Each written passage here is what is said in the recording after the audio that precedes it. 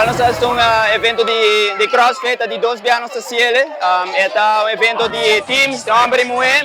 Aim do evento está para promover o deporte, para mais gente como a Ciele, para ter mais competência durante a ano, para ter Atletanan. Aí que nós decidimos fazer algo diferente para promover, para gente que não conhece o deporte, fazer algo na rua, para vir dar o treino, o evento. Esse é o aim do evento.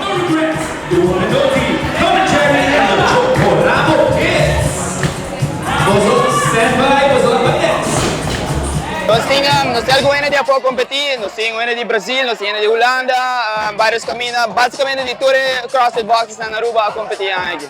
Tá algo que bota topa, é mesmo pessoa no dia, bota treino junto, tá algo diário, bota ser bom, bota sofrer junto, bota crescer junto. Sim, é uma grande parte de CrossFit actually.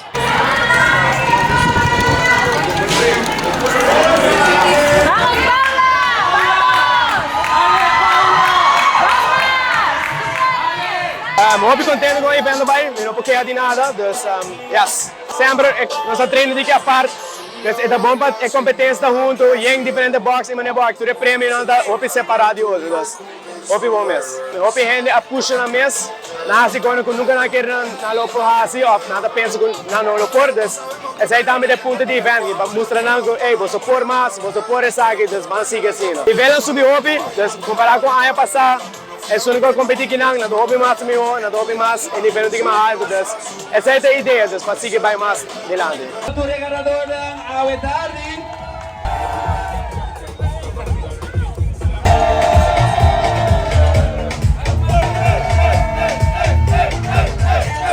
Place, second place, and first place in scale division. Round of applause. In first place, BFN, pushing reps. Essa aqui não, tornando de scale que entre mim também. Vamos olhar de substage, nós temos um grupo de tour. E ganador